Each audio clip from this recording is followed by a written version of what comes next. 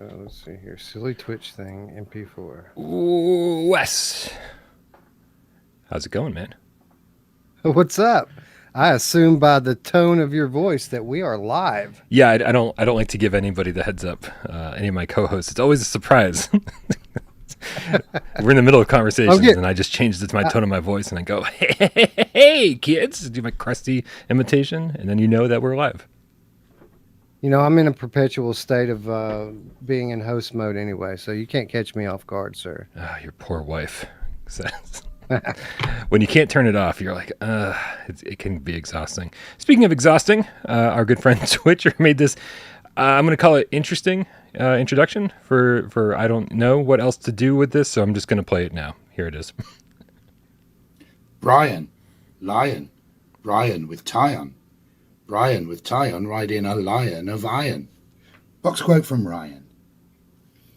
Brian in nylons reading a bio of Byron riding a lion with pion while on the highway to Zion.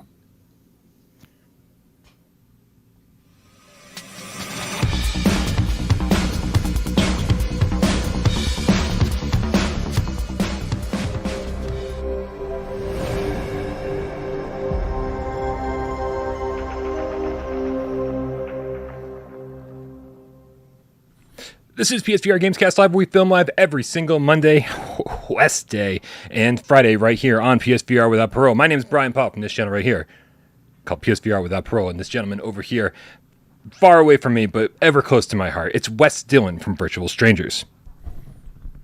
What's up, Brian? How you doing on this fine mid-October evening? Mid-October? Oh, it is mid-October. Dude, I don't know. Sadly. I don't know how I'm feeling, man, because I feel like I haven't celebrated the month yet. I haven't even really started. I've been trying to watch like some TV shows and more movies and whatever. And I keep going back to the Jeffrey Dahmer series that's on Netflix right now, which I couldn't really watch. I watched the first episode or two, and I don't know if it was disturbing or if it was just too much Jeffrey Dahmer. It's like 10 hours of the Jeffrey Dahmer story. And so I noped out after the second episode, I think. And then I finally went back to it. And I'm glad I did, because it's an interesting story, and I think it's really well done. But yeah, that's kind of all I've been watching, man. What about you? Yeah, well, same. It doesn't feel like October to me yet, although I know that it is. I've been so busy, I haven't had time to enjoy it or celebrate it at all, literally at all. So I would agree. The only thing that I've really watched is that Jeffrey Dahmer thing on Netflix, and that's only because my wife was watching it, and I started watching it like 2/3 of the way through and watched it through the end. I feel like I need to start over though, because literally like most of the juicy stuff had already taken place. Yeah, they kind of get right into it in the first episode, and then they backtrack quite a bit, and they do the boring stuff. The boring stuff is, I don't know. It feels to me like, I don't know. There's something very disturbing about the series, and it has nothing to do with the fact that it's about a serial killer who's, somewhat of a cannibal. Spoiler alert. No, I'm just kidding. Yeah, for sure. So I don't know. It's convincing myself to watch it made me feel wrong. And as somebody who loves horror movies and like really never has ventured into territory, I'm like, it was the same feeling as Human Centipede, but not for the same reasons. I was like, I just don't know if I should be watching this because I'm not interested, or just it's not the kind of stuff that I like to watch. But it didn't gross me out. It was just weird. I don't know. It's different when it's real, right? Like I could watch acts of fiction all day long and watch people get mutilated. Even like the best, most upstanding and pure characters get ripped apart and nothing. But when it's real, you kind of feel dirty. Like these Netflix executives are profiting off the pain of a large number of families, many of which are probably still living this nightmare. So it's certainly different when it's for real. I think that's probably what it is. Yeah, and there's a little too much of it that feels apologetic or something, where it's, oh well, here's why he's this way. When part of me is like, I don't really care why he's this way. Like, like that's for the courts and psychiatrists to figure out. as somebody who has nothing to do with these murders, I promise, I swear, it had nothing to do with me. I was like 14. Yeah, I don't think Pacing's weird too. Like it seems like the series should have ended 2 or 3 hours before it actually did. It just keeps going. Yeah. Oh yeah, that's the other part of it. I was exhausted by like the 6th or 7th episode. It could have been a really good 3-hour movie. Instead, it's a 10-hour expose. I don't know. Dude, let's get into some tips before we get too late here, too late into the show. We got Waleed is now a game cat, specifically a white tiger with Canadian $2 tip says, hey guys, Westnest Day is a perfect day for a post-connect show. Boy, howdy, is it ever. Serial Killer, the fully functioning game cat, the $2 tip says, happy Westnest Day. I am home and better. Thank you. Welcome home. Very happy to hear. I'm sure you were exhausted every day thinking you were going to get to go home. And then they're like, another day? Hospitals are fun. And we've got, science, game cat, with the $5 tip. I'm going to guess that's Donnie. With saying PSVR 2 will be the king of VR gaming. Hail Sony. Hail PSVR without Parole. Pizza, pizza, pizza. You think PSVR 2 is going to be the king of VR gaming, Wes? Yeah, it seems to me, especially on the post in this kind of post connect state that we're in, it seems to me like Sony might be the only VR system that's focused on entertainment at all. Everything yesterday seemed rather, I don't know, business-like. Not only in the focus of where they're wanting to take the technology, but just the format seemed very business-like yesterday. Almost like the presentation was meant for shareholders rather than enthusiasts. Yeah, it's funny because I was talking to a developer in the chat. I won't name their name just in case they don't want to be named. But they were saying, this event really was for developers, which I thought was interesting. Because then it didn't seem like the whole thing was for developers, because there's a whole segment about games, and that was for the gamers, and there was a whole segment that seemed to be for the investors. And so my response to that was, so if it's for 3 different groups of people, at any point during the Connect event, 2/3 of your audience are fucking bored. And so I don't think this is the right way to do it. I think they showed some really cool things. They talked about some really cool things. This was just not the right way to unveil the Pro, to unveil Horizon, to unveil any of this shit, man. Like, it just doesn't, it felt really bloated to me. And for what it's worth, though, as kind of generic as the video presentation seemed to be, I did log into Horizon World for the first time yesterday. Ooh. And I actually watched this thing in VR, and it was cool, man. Like they put you in this kind of virtual theater, kind of like a big screen type thing, which I don't know if you've ever been in big screen or not, but it's a virtual cinema, yep, basically. But as the topics changed and the themes changed, so did the environment around you. It literally would morph into whatever it was they were talking about, and that got pretty cool a couple of times. The Among Us being one very notable time where everything just kind of switched into a Among Us world, in outer space. It was really cool. It was enjoyable. And as someone who has tried to watch these events in VR before, only to have them break or be completely, unwatchable for one reason or the other, this was a huge turnaround. And not only was it watchable, it was actually really cool. Nihilist Ryan, the game feeling with the $5 tip says, oh, by the way, I think PSVR 2 will be the king of VR gaming if, capital IF, they get behind this hybrid feature we keep hearing about but not seeing. Well, we can't really blame Sony for not talking about the hybrid content, because they've never actually said hybrid content outside of a game developer summit that we leaked. And so when you hear about people using the term hybrid, it's because we leaked it, and Sony has never ever said anything publicly about this. It will be very, very interesting to hear if they start using this term on a stage or talking about this when referring to games like Resident Evil Village, or if this was something that's more internal, that they're just going to, occasionally like we'll see the results of, and we'll see games that are obviously hybrid games, but they don't actually call them hybrid games. It'd be interesting to see if they call it that on a stage or not. Yeah, I think that's the more likely scenario is that this is game dev talk. Yeah. It's kind of internal speak, and we will never see. Most likely, we'll never see that used as an official term. Sony, they're always on brand, and that doesn't sound much like a trademark to me. But I do think that we'll know it when we see it, right? When we start to see all of these big franchises, these big flat titles also have a VR mode, we'll know exactly what it is. Yeah, agreed. And they don't really need to use the term hybrid. I feel like as consumers, we don't need to know all that much. We just need to know that this game that you absolutely fucking love is coming to PSVR 2 with VRAF features, and that's all we need to know. I wish whoever's out there with the car alarm will fucking turn it off. And I wish Sony would adopt the term VRAF, because that's a without Parole special, and I think it's essential moving forward that we use the term VRAF to describe what VRAF means. Professor Lilith with the $5 tip says, by popular demand, the Sunday multiplayer for Sunday, October 16th is, drumroll, Battlewake.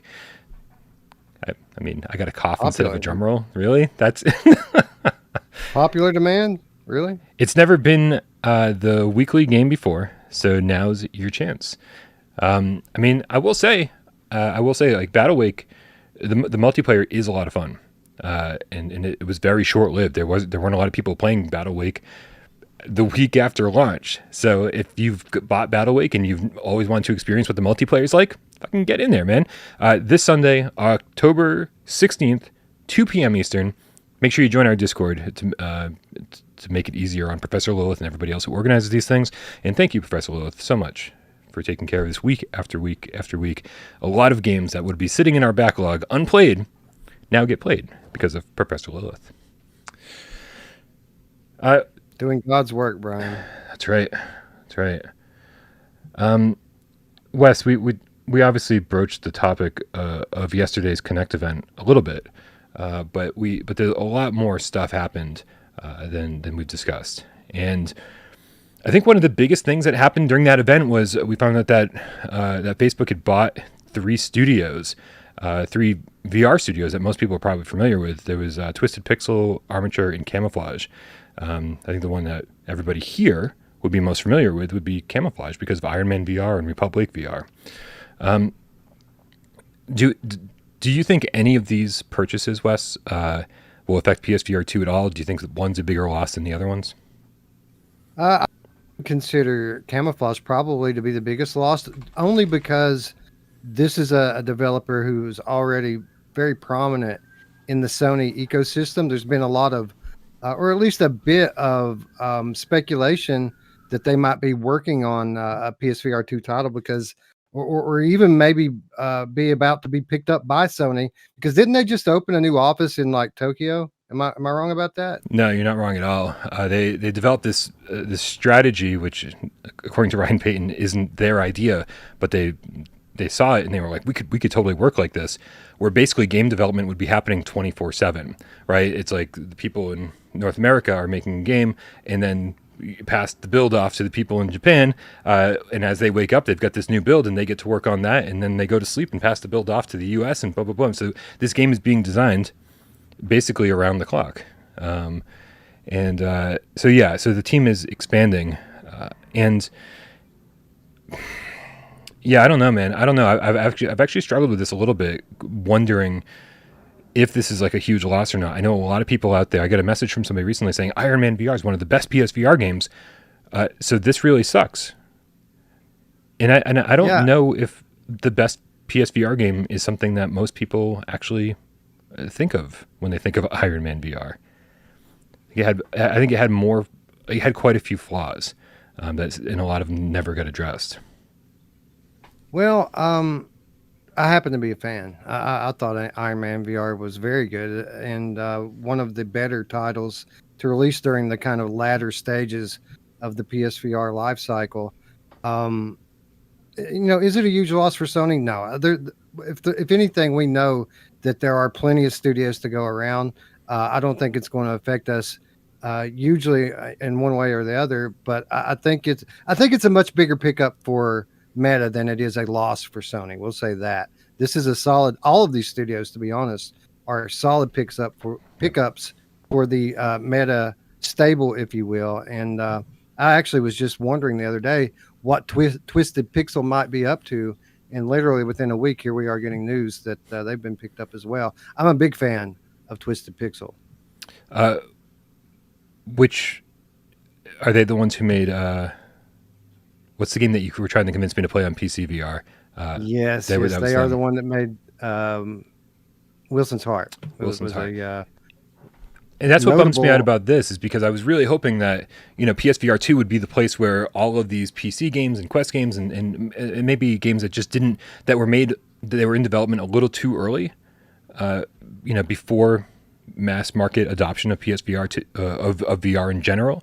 I think PSVR 2 was going to be this place, or still could be this place, where games that were long forgotten, that came out before most people picked up their VR headset and didn't have the marketing to keep selling these games to new VR owners.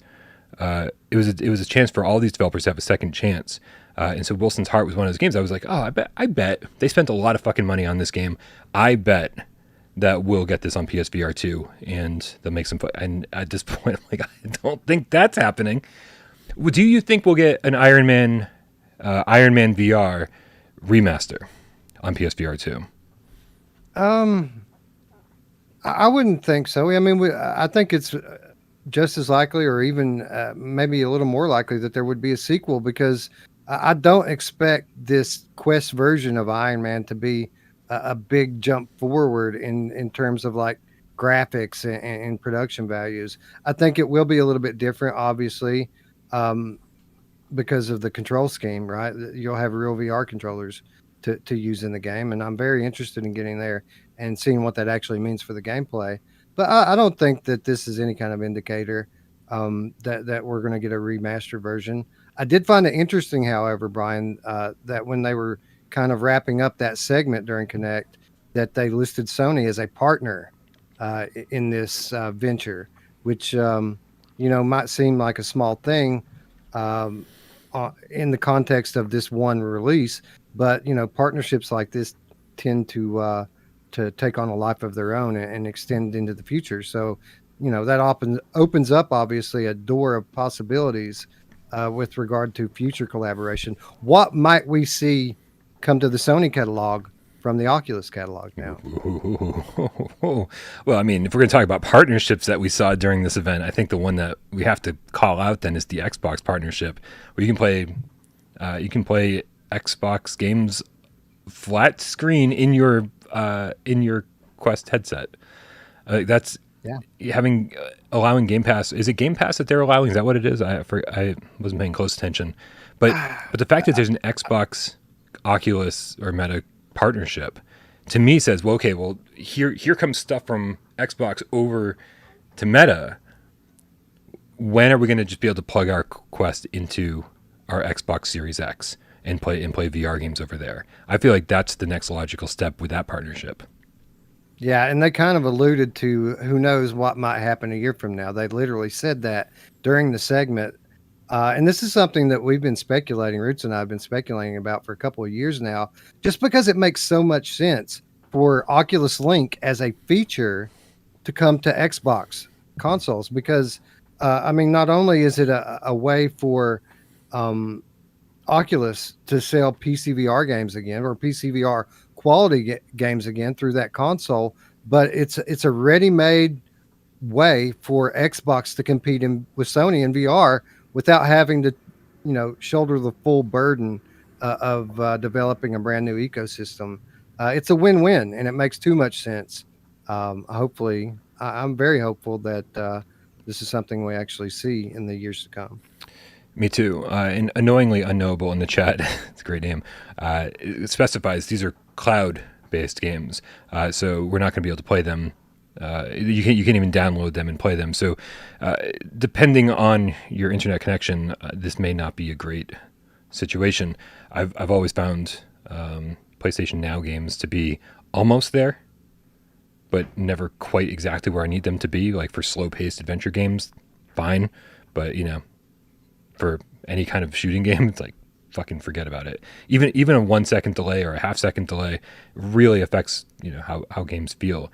So it's an interesting first step, and interesting to see these giant companies like Microsoft and Sony and Meta all kind of working together in different ways. The future will be very interesting, Wes. Certainly, and I think it just speaks to what we've kind of alluded to a few times before, that Sony and Meta aren't really direct competitors. Their player bases are going to kind of overlap a little bit, but what Meta's doing is so different and really so much larger scale in the grand scheme of things than what Sony is doing by being focused solely on entertainment. At least at this point, Sony obviously can change paths at any time, but at least up until now, they seem to be focusing on their one thing, which they happen to be the best in the world at. Wally does now GameCast, specifically a White Tiger, with a Canadian $2 tip, says, we can expect an inside-out tracked version on PSVR 2. I'm assuming he's talking about Iron Man, and I would hope that if this, that just because Camouflaj being purchased by Meta doesn't mean that we're not getting some kind of... Again, I don't think Sony put a lot of money behind the Iron Man on PSVR 1. If there was a deal to get it to PSVR 2, that happened a long time ago. And so I fully expect there to be a PSVR 2 version. And inside-out tracking is important for Iron Man. I don't know. Just to kind of cap this off, I've always really liked Camouflaj, and I always liked their ambition, but I feel like they've always bit off more than they could chew. And I'm kind of hoping that this means that with the Quest, if they're making native Quest games, that they have to sort of scale back their ambitions just a little bit in order to, and because they'll have to be forced to scale back their ambitions a little bit, maybe that's actually their games that they'll be able to like pull off successfully from start to finish. Because as great as Iron Man was, there were all of these little things that sort of added up and been like, oh man, why are these load screens like fucking a minute and a half long? Why is it teleport only inside of Stark Mansion? Why is it this? Why is it that? And when you're in the suit and when you're in the suit and you're flying around as Iron Man, it's great, but it's sort of the everything else that needed some work. And so if they can scale back their next project a little bit to make it, because it's a Quest game, I think they might be a little bit more comfortable in that wheelhouse. So that's my hope for them. I hope they succeed. I hope they do great things. It's a great team. I love the guys over there. I'm looking. By the way, yeah. I'm sorry. Didn't mean to step on you there. No. Just wanted to shout out Endeavor One, who's listed as a collaborator in this whole thing as well. Yeah. When is Meta going to buy you guys out, Endeavor One? Silence. We'll wait for silence. That. You know what silence means, Wes? It means they can't tell us because it's happening. Right. Excuse me. All right, man. Well, enough about other VR headsets because we're going to have our own VR headsets to talk about in just a second here. Just a second. What are you looking at? Okay, sorry. I'm distracted. The next story actually is pulled, though, from that same Connect event yesterday. Skydance showed off a new Saints and Sinners Chapter 2 trailer. What do you think, Ben? Should we just watch this thing from start to finish? Yeah, absolutely. It's awesome, and I notice new things every time I watch it, so probably a good idea. All right, let's bring this thing up then. Let's go to big full screen and turn up the sound.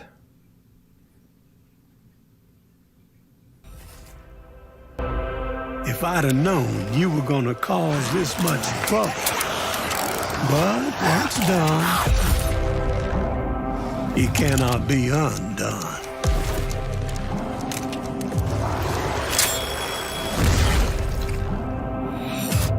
Mama's desperate.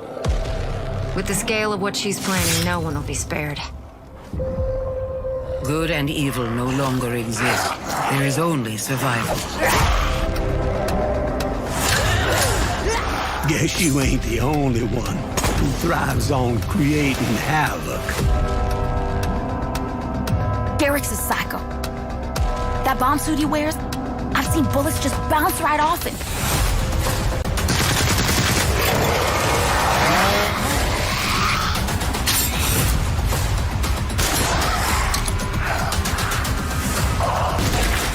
back is an honest-to-God force of nature. Perhaps you have heard the stories about me. That I am mad. That I devour human flesh. Death draws near, tourist! Everyone who trusts you winds up dead! Welcome to the revolution, tourist. People like us, you must make the difficult decisions.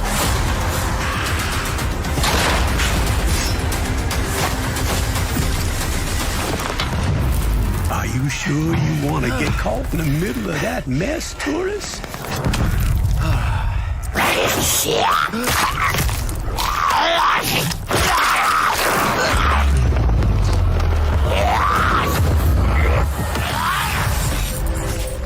Wherever the tourist goes, death ain't far behind.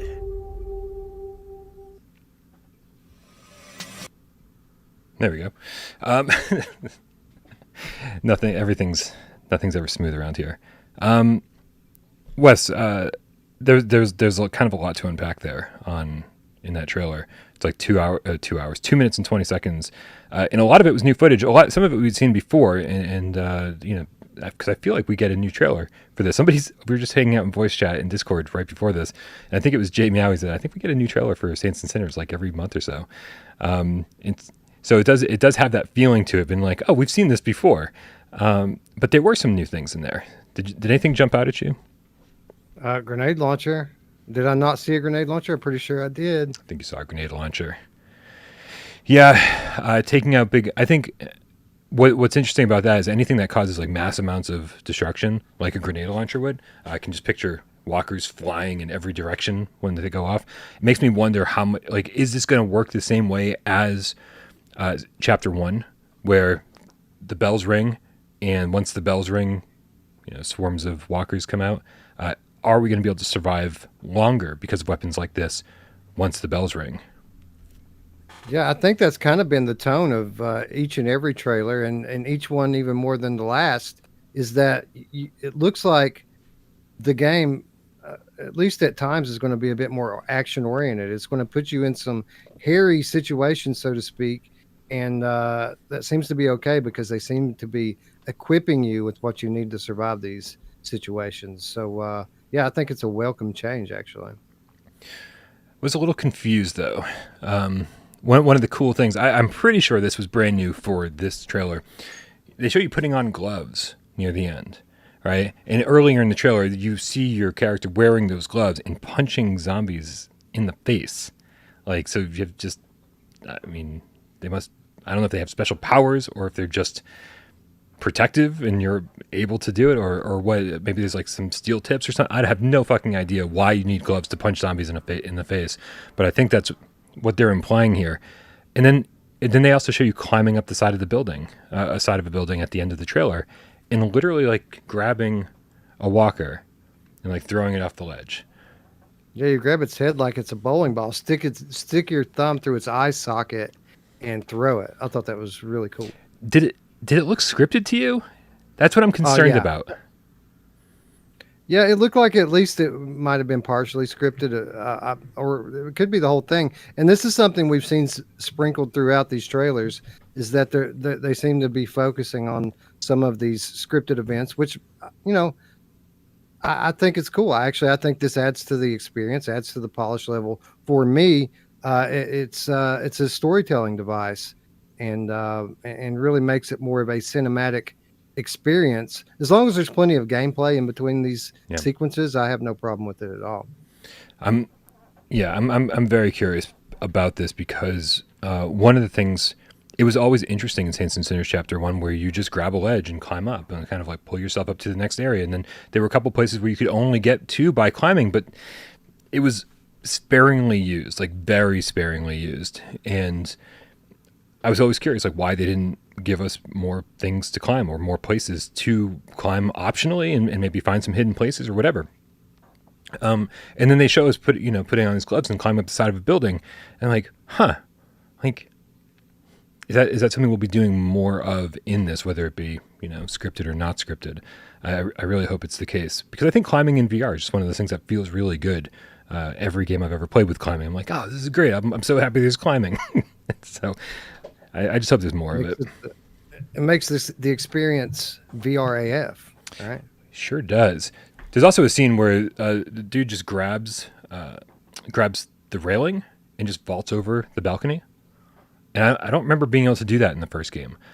So your character being a little bit more dexterous and being able to escape from walkers a little bit easier. As you said, you kind of pointed out this whole thing kind of makes it feel like it's more action oriented, or puts you into more action sequences, giving your character some of these, even if they're very light parkour abilities, just in order to get away or do things that a normal human being would be able to do. I think it would be really helpful. So it's good. I think there's some good things that were revealed in this trailer.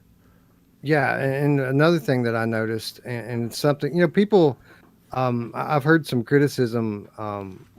People are speculating that the game might be a little too focused on the French Quarter, which, by the way, I love. If you're going to have a game in New Orleans, that's where you want it to be.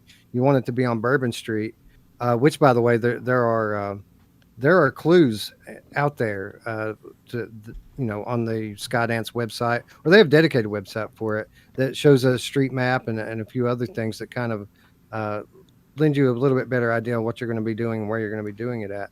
But as time has gone on, we've seen, specifically in this trailer with the climbing scenario, that we are at least at some point in this chapter going to find ourselves downtown. We're going to the tower, so it's not all going to be focused in the French Quarter. Yep. So those of you out there who have these concerns, I think you can put them to rest now. I mean, we keep getting footage from this kind of downtown scene. I'm being corrected in the chat. You could definitely vault in the first game. That's good to know. I don't remember doing it, so maybe either there was a couple of spots. There was a couple of spots where you could hop a fence and get in a yard. It was never in the context of escaping, but there were a few places where you could do that. Okay. Yeah, maybe it's been too long since I played it. My memory's fucking garbage, so I apologize for that. I did see Kara Erdem in the chat say maybe the gloves take away less stamina when climbing. That's something I didn't think about. Is because stamina is a huge thing in, or at least was a huge thing in the first game. I'm assuming they're going to keep the whole stamina system the same way. In the second game, maybe make minor additions or subtractions. I'll tell you, I don't know about you, Wes, but I don't mind stamina systems at all. I don't mind weapons that break. This is all fine stuff. It's all survival stuff. What I don't like are when you eat a Pop-Tart and somehow it hurts you. I was like, listen, man, sustenance is sustenance. I don't care how many years it's been since the zombie outbreak. Pop-Tarts are probably good for a couple decades after their expiration date. Do that. Yeah. I did see a skiff. I saw a skiff at the beginning of this thing. There it is. Which to me means we're going to be going to all different places in the exact same way that we were in the first game. You're going to have like a little central hub area where you probably go back and recover and craft, do all your stuff, and then you head on out to all these different locations, the same way as the first game. Yeah. I think that this game is going to be very similar to the first game. There's this kind of debate going on with whether or not this is a true sequel or just kind of an expansion. I think it's going to be somewhere in between. I think that there's going to be enough new stuff here for it to be its own standalone game. I think it is going to be an expansion in every way, but I do also think it's going to lean heavily on the kind of form of the first game. I think it's going to be very similar in the way it's structured and in the way it plays. Yeah. Now there's a Pop-Tart discussion in the chat. Look what I've done.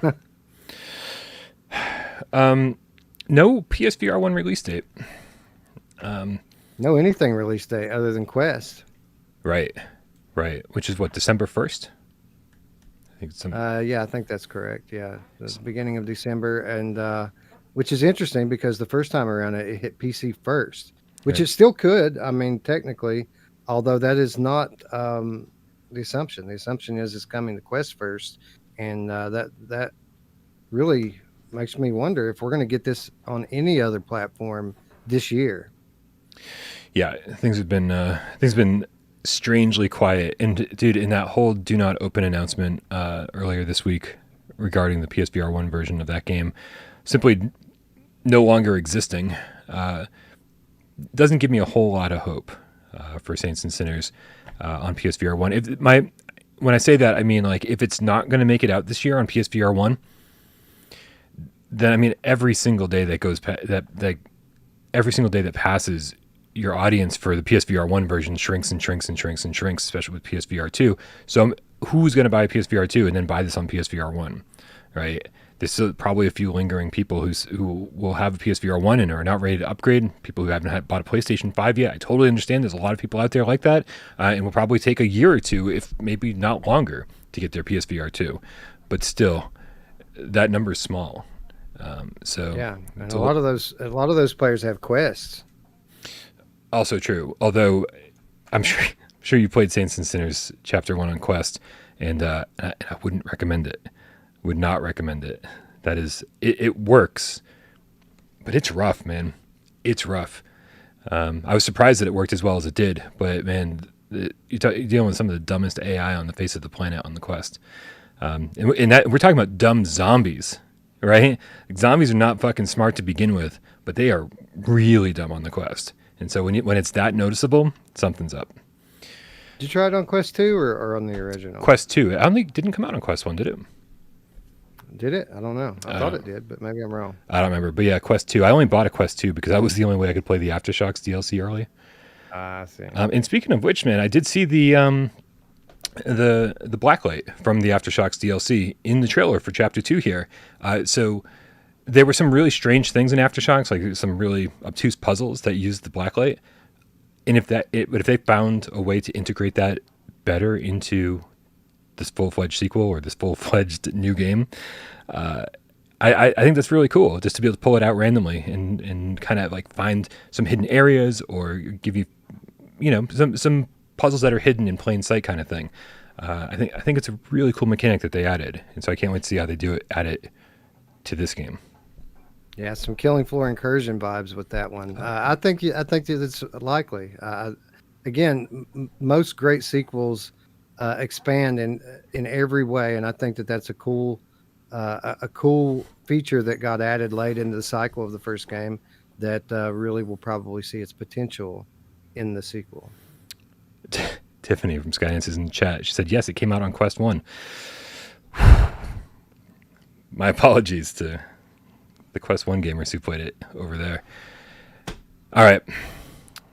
Wes, this is not the only Skydance news that we got yesterday. We also got a reveal of their new game, which is not in the Walking Dead universe. And it's called Behemoth. It was only about I think a 20-second teaser, and it didn't really tell us anything other than this game's going to be real fucking snowy, and there's some stones in the shape of a hand. It was. I dig the vibe, man. That's really all the game or all the tease had to offer was a title and a little bit of vibe, but it seemed ominous and cold, and I like that. Yeah, let's just play it in case anybody missed it. Let's bring it up right here.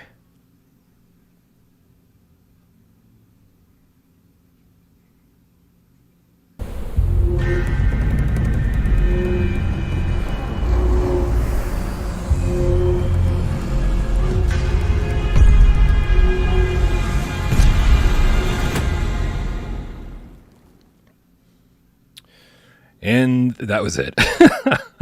It's so short. Oh, wait, hold on. Let me turn this down. There we go. I mean, there's not much to extract from it.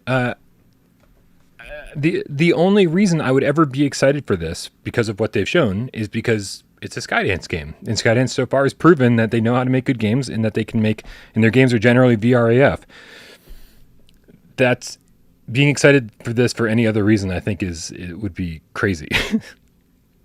Right. Yeah, it's all in the realm of speculation at this point. Although I will lend a little to that. Wouldn't it be cool if we had found ourselves in a survival scenario where we were having to mind our P's and Q's so that we don't get murdered by the Yeti?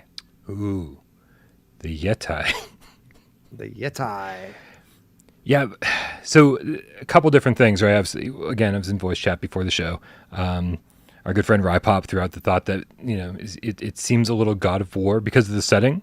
And I think the font actually feels a little God of War like.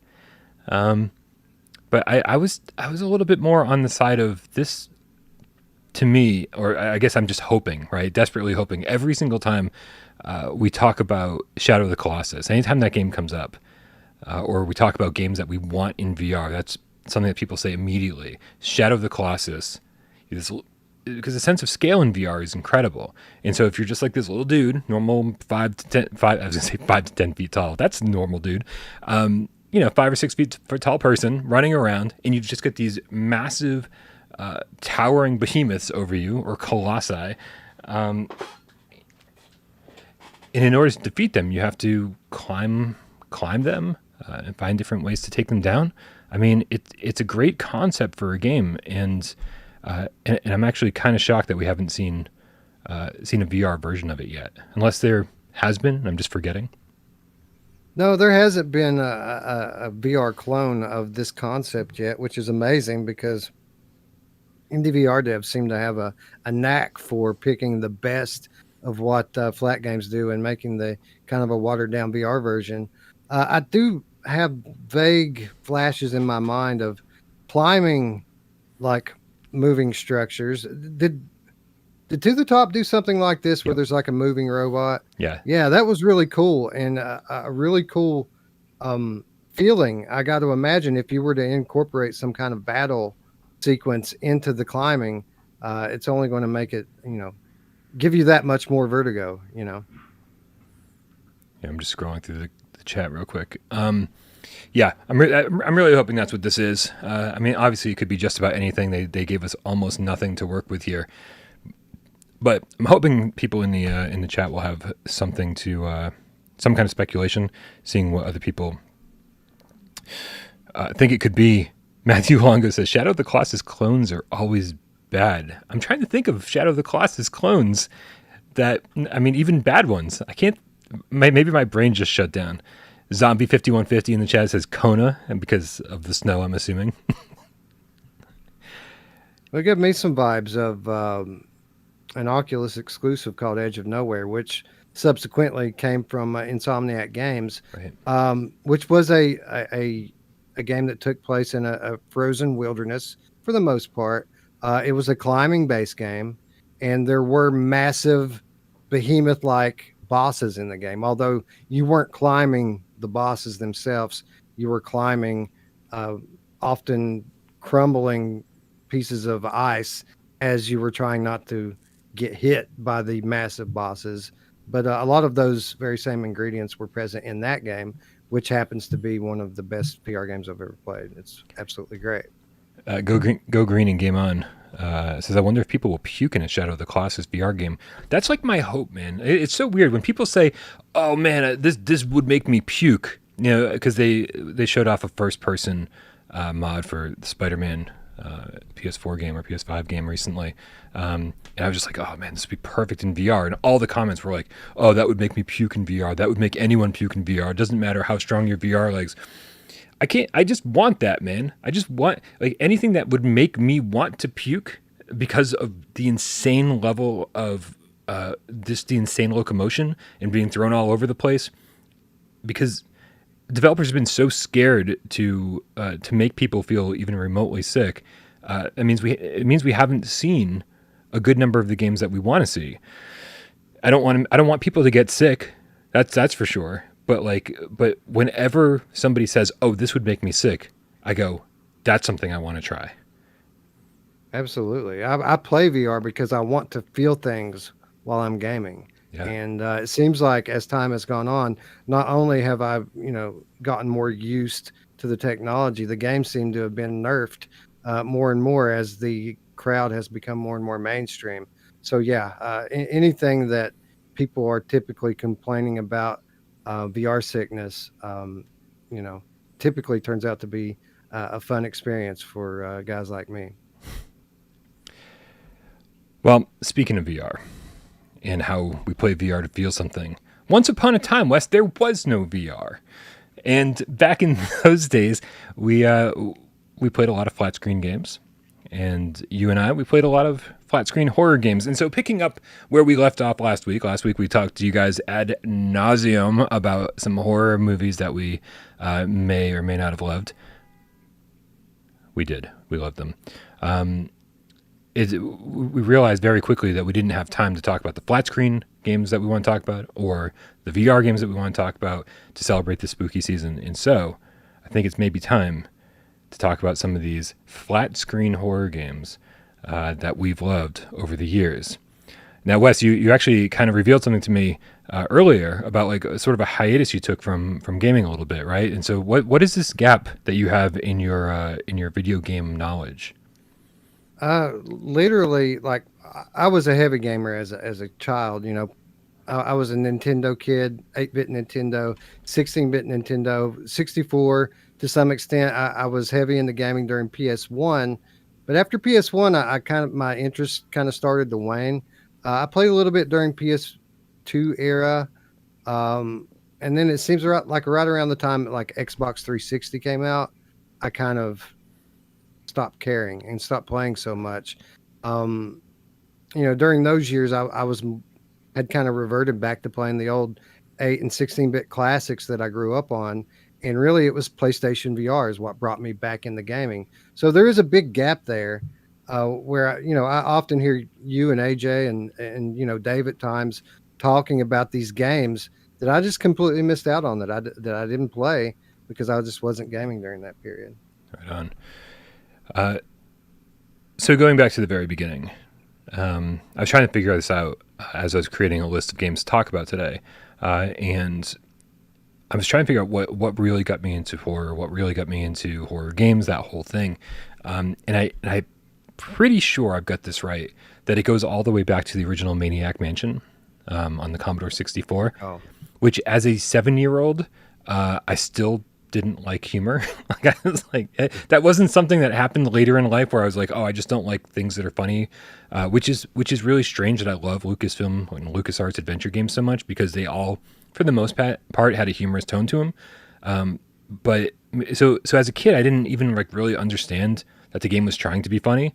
I just thought it was terrifying because here I am, like these defenseless kids going into a mansion and solving puzzles and trying not to get caught and thrown into a basement. And before you knew there was a loose brick in the basement to get you out, you're like, oh, I think this might be like, we just stay here forever. So for me, that was really scary.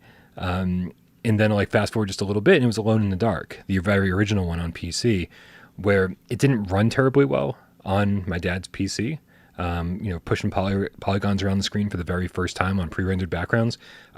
Computers just weren't really designed for that. And so everything moved really slowly. And so you had to be really deliberate with your motions. And so it was the first game where like the controls were so bad because of, I mean, the controls weren't great even when I played it later in life, but because you had to anticipate what you wanted to do a few seconds ahead of time, because the game was running so slow, it was terrifying for me. And so those are the ones that really, really got me into it. What got you into it? You said you were an NES kid growing up. Were there horror games on the NES that I'm not remembering? Well, Maniac Mansion, for one, was on the NES, although it was, from what people say, a bit of a watered-down version. I still kind of look at that as the OG video game haunted house. But if I'm looking... The NES version was... After loving the C64 and PC versions, the NES version of Maniac Mansion, still my favorite version of all time. The music rocked. The everybody ran around the screen so fast, dude. It was like that's the fucking way to play that game. I love it. Yeah. But if I had to go back to see, if I think about what really started me on horror gaming, it's got to be Castlevania, man. Castlevania, the original trilogy, were among my very favorite 8-bit Nintendo games. And specifically, I like Simon's Quest. Like a lot of people shit on Castlevania 2. I've come to note, you know, in my adult years. But at the time, that was probably my favorite game. I absolutely love Castlevania. And I still love playing those games to this day. Awesome Tatum in the chat says, my first gaming horror experience was Ghosts and Goblins in Castlevania for the NES. Yep. And he says, but he does say, though I'm old enough to remember playing Haunted House for the Atari 2600. Dude, I remember Haunted House. Haunted House was basically just like you play as a set of eyes. And then you turn on your flashlight and it just looks like you're a meatball with eyes. But I remember that creeping me out when I was a kid, because not being able to see in the dark is a little bit creepy. I still don't know how that game's played, though. I was too young to actually play it properly, I think. Yeah, I played a lot of Atari when I was young. I don't remember this game specifically that you're referring to. My memories are vague. I remember I was really into asteroids and, Frogger and Pac-Man and all that stuff, Missile Command. Do you remember Atlantis? No one ever remembers Atlantis when I bring up Atlantis. Not specifically, no. Yeah, all good. Not a horror game. Not relevant to the conversation. I just had to ask. Yeah. No, there are games that I remember, like visions of playing, that I don't know what the titles of them are. Yeah. But maybe Atlantis is one of those. Who knows? So where do you go from the NES? Well, obviously we go to I was big into to Super Nintendo as well. Like I was huge into it. I'm trying to think of any kind of like horror games that I played on that, and nothing really comes to mind other than like Super Castlevania, the obvious one.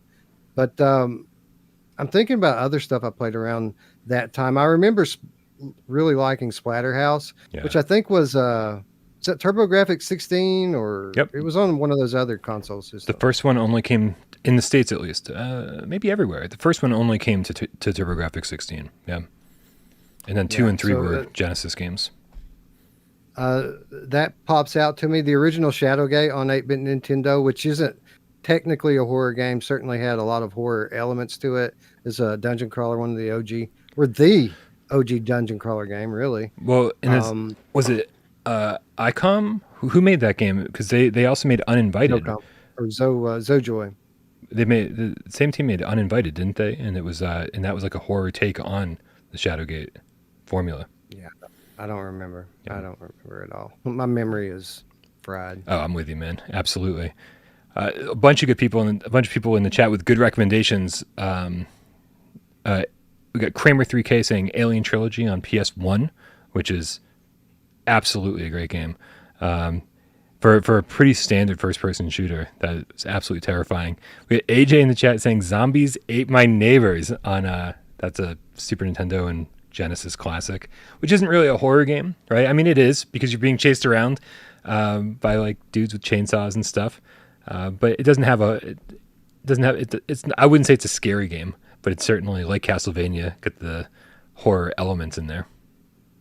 Yeah, kind of like Altered Beast, also not really a horror game, but certainly some horror elements at play. I think what we're realizing here, Wes, is that it took a little while for games to actually get scary, right? Because it's like there's only so much you could do on the NES and Super Nintendo as far as immersion's concerned. That's why those games are so focused for the most part on gameplay, right? Just like platforming skills and run and gun skills. And then when we kind of got to the PS1 era with 3D graphics and obviously Resident Evil and Silent Hill, that's when games, I think, really started having the ability to be scary. You can make horror games all you want, but until that era, I don't think you found a lot of scary games. Right. And to be honest, that was when, I say Castlevania kind of planted the seed for me. It was Resident Evil 1 that really created this love of horror gaming that persists in me to this day. That game still remains as one of my all-time favorites. I just love everything about it, the set and setting, the kind of the things that were revolutionary at the time with regards to the gameplay and the inventory systems and the way the puzzles worked in that game. An absolute masterpiece of a game, and a travesty that the game hasn't received the same kind of remaster or remake treatment that 2 and 3 have gotten at this point. I totally agree. I do want to point out Zippy's in the chat, or Zippiz. I'm not sure how you pronounce that. It says, my first horror game must be Friday the 13th on Commodore 64. I need to play it again.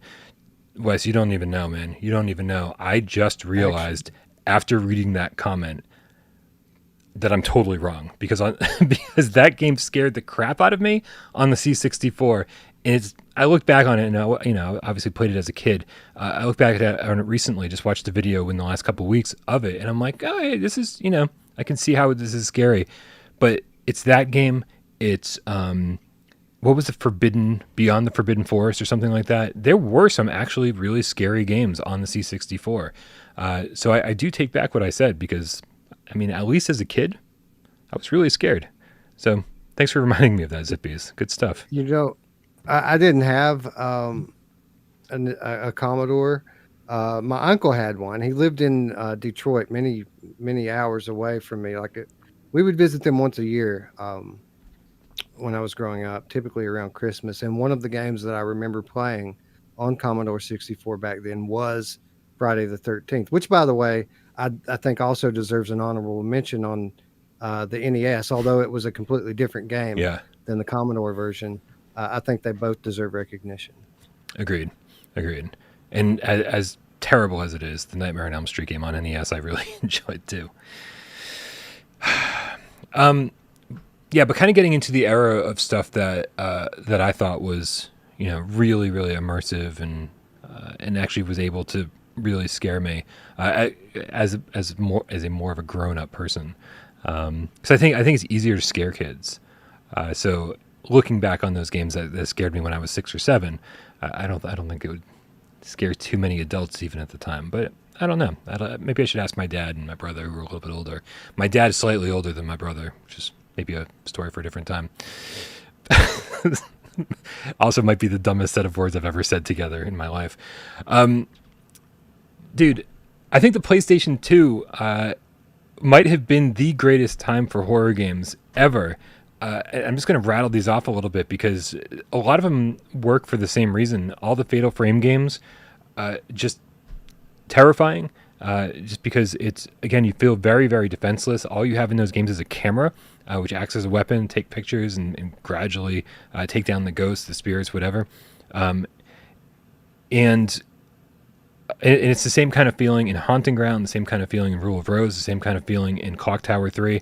It was just kind of this golden era of horror games when graphics started getting pretty decent, and developers were taking all these different risks in horror. And a lot of those risks tend to be similar, which is maybe a strange thing to say. It is kind of they weren't scared to make you a defenseless character. All right, so there was a lot of hiding and these big scary monsters, and you just had to wait it out, sneak around and run away. Running away was a huge gameplay element at that point, and I think that's really kind of what solidified survival horror a little bit. Matthew Longo does remind me, of course, Onimusha is horror, even if it's not as scary. It's another good one for sure. Yeah. A couple of honorable mentions as I worked my way into this era where I began to lose interest in gaming. There was I was big into Doom 64 on Nintendo 64. We played a lot of Doom 64. I absolutely loved it. Mm-hmm. There was also an Evil Dead game on Dreamcast that I really liked, and I don't remember what the subtitle was, but I was a big fan of Evil Dead, from even when I was very young. And I really loved playing that Evil Dead game on Dreamcast, whatever it was called. But as we get into the PS2 era, I actually didn't even own a PS2. I bought an Xbox, which I didn't play a lot of. I played a lot of Halo on it. But after that was really when I kind of started to lose interest. Interesting. So I want to say the Evil Dead game is probably Hail to the King, because I think there was one called Fistful of Boomstick on PS2, and maybe Resurrection, some kind of generic subtitle. There were 2 of them on PS2, I believe. Hopefully I got that right. I think it might have been Hail to the King. I think you're correct there. I played it on PS1. It was all right. It was they tried to kind of make a more action heavy Resident Evil game. But it played just as, if not more clunky than a Resident Evil game. So the action stuff was very difficult. I tried to play it with save states not that long ago. And even with save states, I struggled pretty hard. There are a lot of things in that game that are not explained maybe as well as they need to be. Did do you just have good memories of playing that, or did you like actually stick with it and beat it? Do you remember? I don't remember. I remember playing it and putting some significant time into it, but I don't remember if I ever finished it. Gotcha. Well, one of the games that we both had on our list, sort of, kind of pushes us forward into the future a little bit here, and that's on PlayStation 3. No, I'm sorry, PlayStation 4, the Outlast series. Outlast 1, I just think is one of the, just this incredible experience. I can't believe it hasn't been made into a VR game yet. Outlast 1, just like you're in this mental institution and you've got, really fucking scary people coming after you, and it's absolutely terrifying. There's a lot of hiding in that game, and the great thing is that you're trying to film at the same time, right? So you've got a button to bring up your little camcorder and film different things to kind of give you a little bit some of the story beats I think are unlocked by doing that. It really is, in my book, one of the best horror games of the modern age. But that wasn't the one on your list. Right. I never played Outlast 1. I had Outlast 2 on my list, and I didn't play it during its time.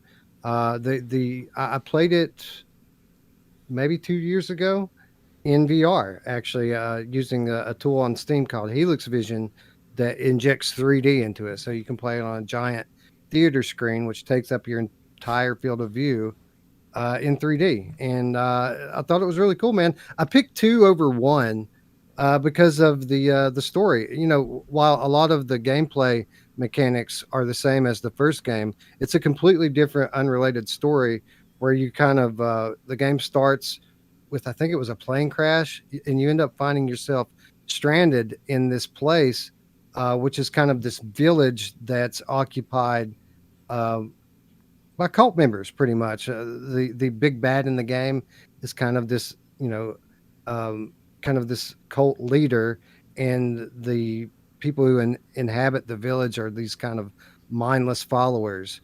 And I found that to be intriguing.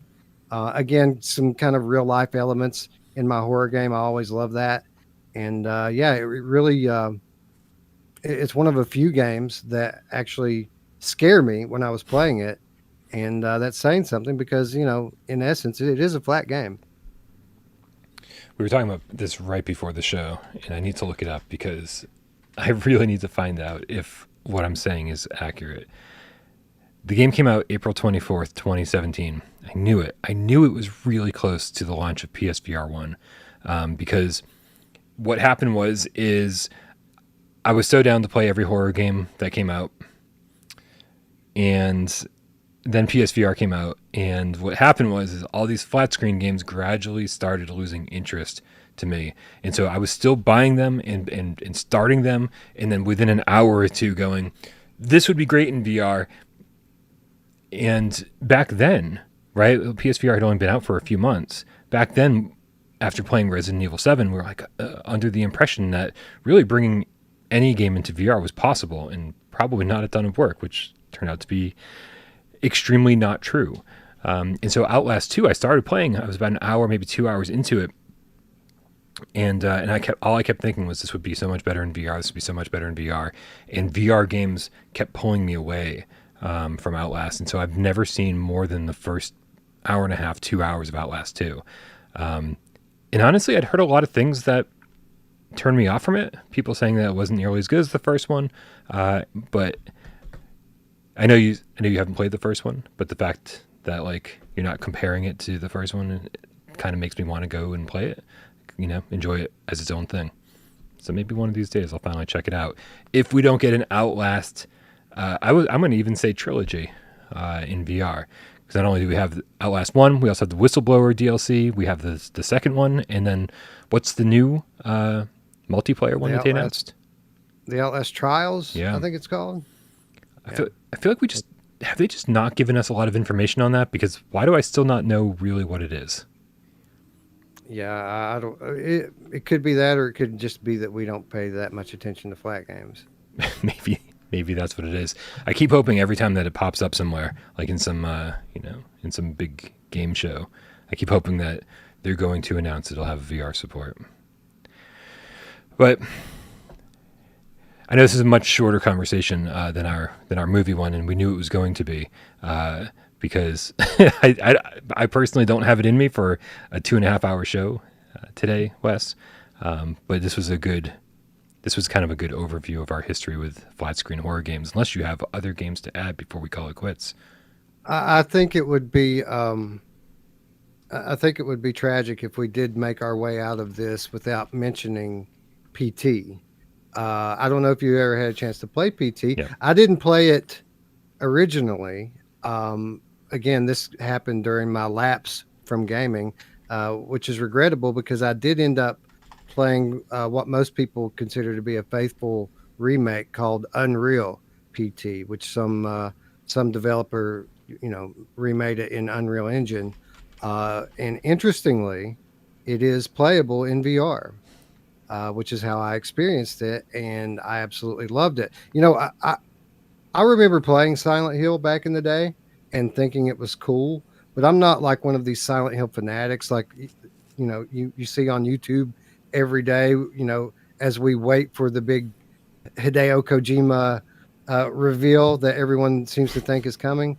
My real interest as an adult in Silent Hill stems from the experience that I had in PT, which was great. I absolutely loved it.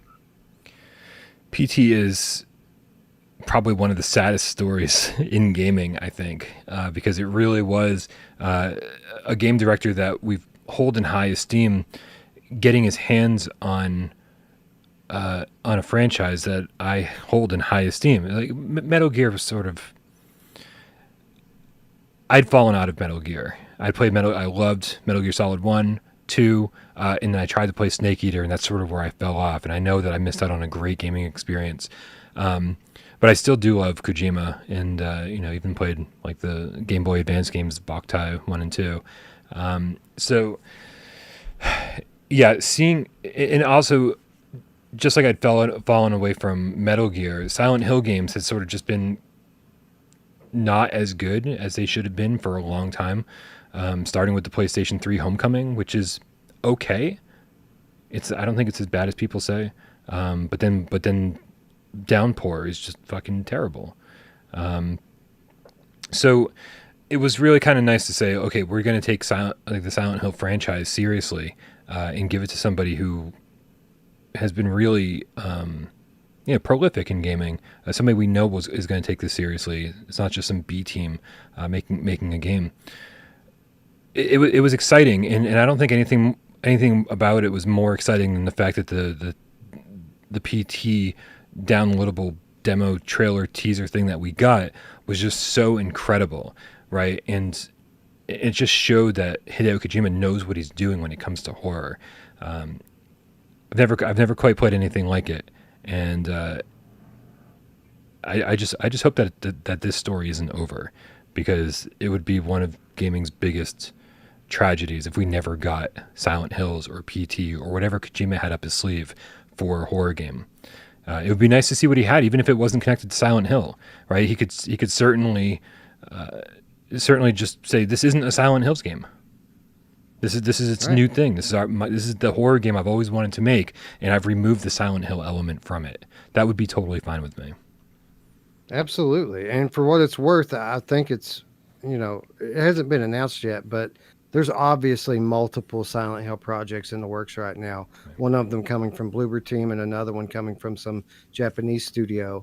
I don't, for what it's worth, think that Japanese studio is Kojima Productions, but I do think that at some point, relatively soon, we are going to see Hideo Kojima make his horror game. Yeah. And we're also going to see him make his VR game. Hopefully they're one and the same, but I'm down for both either way. Yeah. He definitely has this obsession with horror, and he's been talking about his curiosity with VR for so long. It's inevitable. It's inevitable. And maybe it's for the best, man. Like maybe we're going to look back at this conversation one day and go, man, we are fortunate that we never got Silent Hills. We are fortunate that this never happened so that this other thing could happen. And that's really what I'm hoping, is that all of this waiting will pay off, and we'll get something really fucking cool. I don't think we'll see Guillermo del Toro's name attached to it, though, like it was with Silent Hill. I think he's kind of done with gaming. I think he might have said something like that, if I remember correctly. He does pop up in Hideo Kojima's feed from time to time, though, as does Norman Reedus. So who knows? Maybe. Yeah. But nothing's going to be as amazing as when we finally find out what Abandoned is. Yeah, it is a scam, just like everything else. I held out hope longer than most, but I have now lost all hope for that one. That I don't think we'll ever see that game. I think we'll get something, but only so that they don't get sued. All right, man. Yeah. Are you ready to play a little game of PSVR 20 questions?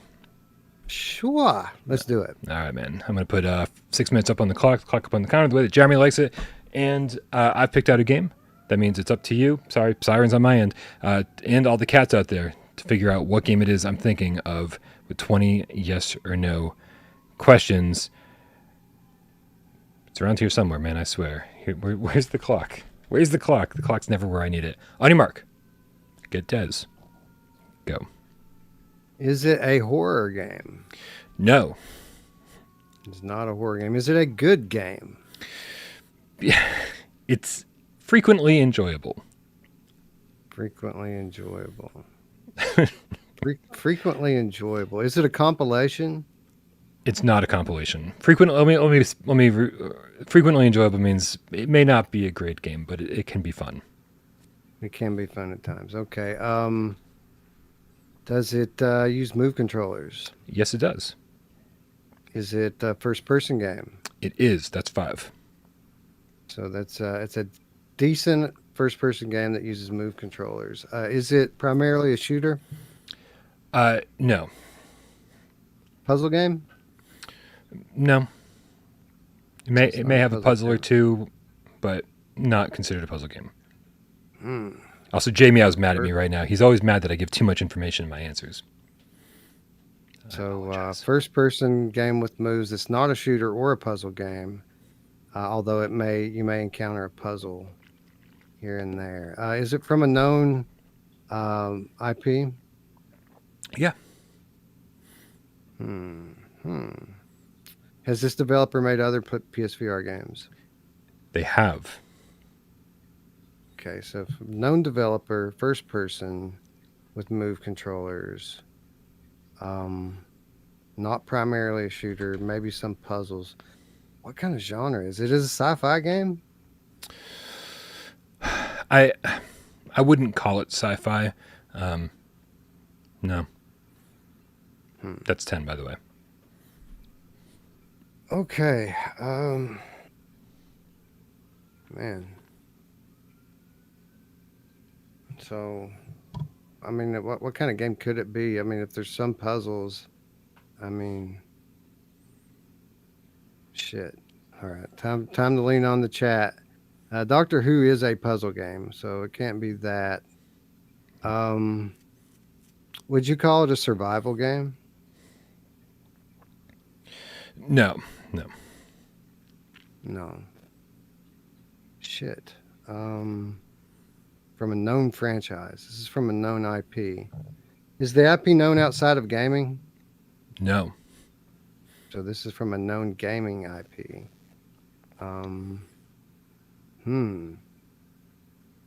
Interesting.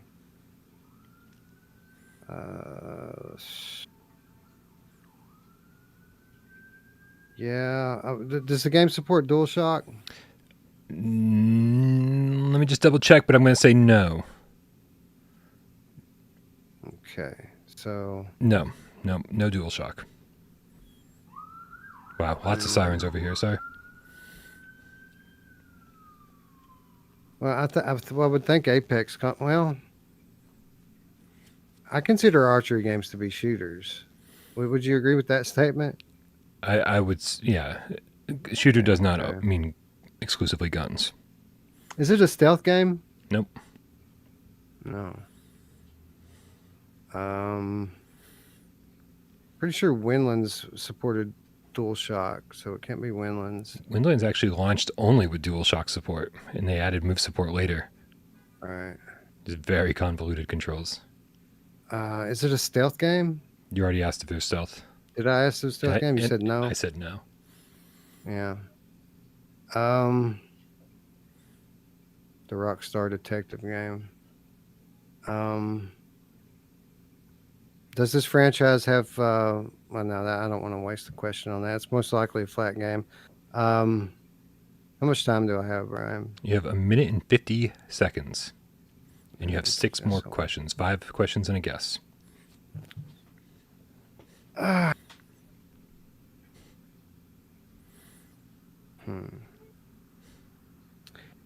Is this game developed by Rockstar? This game was not developed by Rockstar. That's 15.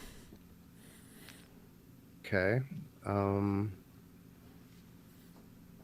I would consider an escape room game to be a puzzle game. I think that pretty much eliminates escape rooms. For sure. And if it's a platformer, it wouldn't likely have. Oh, wait a minute. Is this a Bethesda game? Nope. No. Fuck.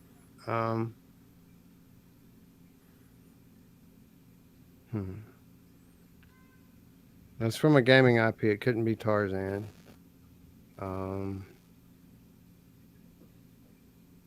Can't be Gorn. I don't think the Sam & Max developers have done anything else. You have 35 seconds. 3 questions and a guess. I know. Is there a musical element to the game? No. No.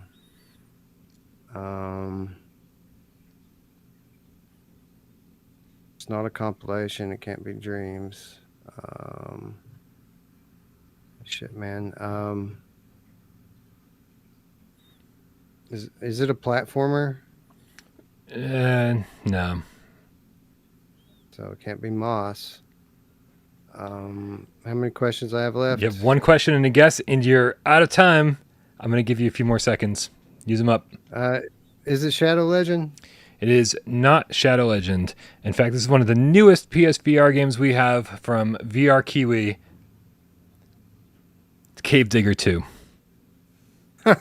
I would have never. You could have given me 50 questions and I wouldn't have guessed Cave Digger. Well done. What could I have asked that would have given that away? Like, what genre? First of all, what genre would you put Cave Digger in? It's an exploration game, maybe? Exploration game, yeah, I guess. It was definitely a tough one, but I thought, right off the bat, you learned that it was from a known IP from gaming. That developer has made other PSVR games, and so I was like, man, he's on the right track. If you had asked if it was like a sequel or something, I think you would have been there. But well, and I mean that wouldn't have. Maybe if I asked if it was a sequel and then asked if it were multiplayer. I still don't think I would have gotten it because that's such a hard game to genre, and I think that's what threw me off. Like I couldn't put my, I couldn't put my thumb on what genre it was, and therefore I never really got started down any kind of real path. Yeah. To eliminate stuff. The only thing, Tatum did say, well, a good question would have been, was it released in the last year? I think that would have helped to start thinking about very recent things. And there are some platforming elements, but not exactly a lot. No, it's not a platformer. Yeah. The only question an exploration game, yeah. The only question I stumbled on is sci-fi. I'm like, it's steampunk. That's not really a version of sci-fi. But anyway. A looter. Good call, Twitcher. It's a looter. That's correct. Absolutely. A looter, not so much shooter. Right. Although there is some shooting in there. There is. Wes, what's going on in the world of Virtual Strangers? Why should people be clicking that link in the description below and subscribing to you and the gang over on your channel? Well, we got new releases, friend. We're being overrun by them at the moment. Actually, tonight we are going to be talking about Runner from Truant Pixel, which just launched this past week. I've been playing it all day. We're going to talk about that. We're going to talk about Federation 77, which is actually a game that was once known as RU-77 from Mirrorwind. That's still a thing? It is, and it's out. and just hit Steam last week, and it's $10. And we've got some keys to give away, courtesy of the developer. Our friends at Merwin hooked us up. So we're going to be doing that tonight, and we're going to be previewing Requisition from Arcadia. Wow. Which actually comes out next week. So, yeah, we've got a full plate tonight, and it seems like it might be this way for the foreseeable future. That's awesome. Yeah, are you 77? Is that what it is? Yeah, it's called Federation 77 now because they are a Ukrainian studio. Oh, so yeah. for obvious reasons, they changed the name. Good call. Yeah, I just felt like they abandoned that or whatever, especially with isn't it Desperate Vladivostok coming from the same team? So I thought that's what they were focused on. But RU77 looked decent. What's if I can get a spoiler for anybody who's not tuning in tonight? Now I feel like I shouldn't ask you for this, so everyone has to tune in tonight. But what are the first impressions of Runner? Because obviously this was the first PSVR 2 game ever to be announced, and announced right here on Without Parole on our April PSVR AF celebration. What are the first impressions? Well, I will say that they nailed the vibe from the trailer. Good. So those of you who kind of dug the promo material, the game very much feels like that. And it feels like something you should be pumping quarters into, man. This is an arcade AF, and it's super fast paced. Like, I'll say this is the game that you probably wanted Transformers to be. That's a really good description. Damn. All right, I might have to pick this up on Quest just to try it out for myself, because I've been very curious about this for a very long time, and it looks like a lot of fun. So maybe I'll pick this up. All right, man. Well, don't forget, everybody in the chat, if you're curious about any of these games, or you're curious what's happening in the lands of VR outside of PlayStation, then subscribe to Virtual Strangers. We should put this on the box, Wes.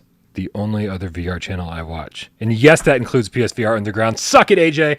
Thank you to everybody who hung out today. Thank you to everybody who participated in the chat. Thank you to everybody who supports us on patreon.com/withoutparolegames. And for $3 gets their name on that. Scroll down below. And for $5, we'll eventually get some, I promise you, we'll eventually get some bonus videos. I'm sort of on vacation for this week. I'm just doing GAMESCASTs, so I can hang out with everybody and have a good time and remind people that this channel still exists. But I swear, once the weekend rolls around, I'm back on. VR Spry Guy in the chat says, suck it, AJ. Awesome. Texatron, the boopable game cap, the $2 tip, says WD 1 terabyte internal HD with heatsink on Amazon for $119. You heard it here first. Go get your storage on Amazon while it lasts. Yeah, thank you to everybody who supports the channel. Thank you to everybody who hung out during the show, and of course all of you cats out there who sat back and watched the show, didn't say a goddamn word. We know you're out there, and we love you just as much. Let's get out of here, AJ, cue the cat. Oh, wait a minute. I'm not going to cue the cat. Not going to do Suck it. Suck it, AJ. Not going to do it. Suck it, AJ.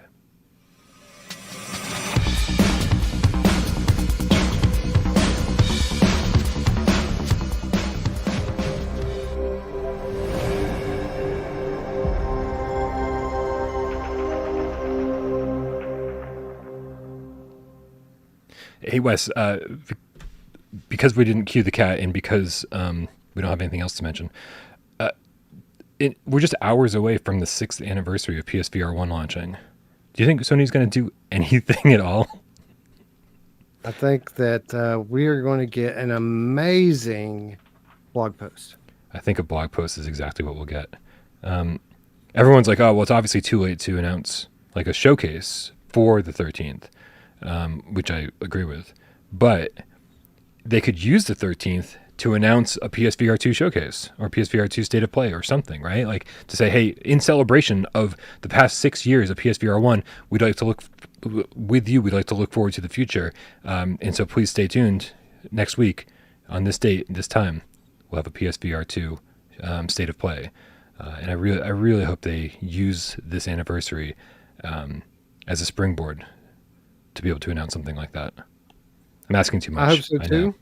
I think that we're more likely going to get an update on the last video store and Humanity and Dash World and Zero Caliber. Oh my God. Yeah. Do you think any of those games are still coming to PSVR 1? No chance. Dude, I have zero hope for Dash. It's like it's been delayed like 2 years since its initial projected release date.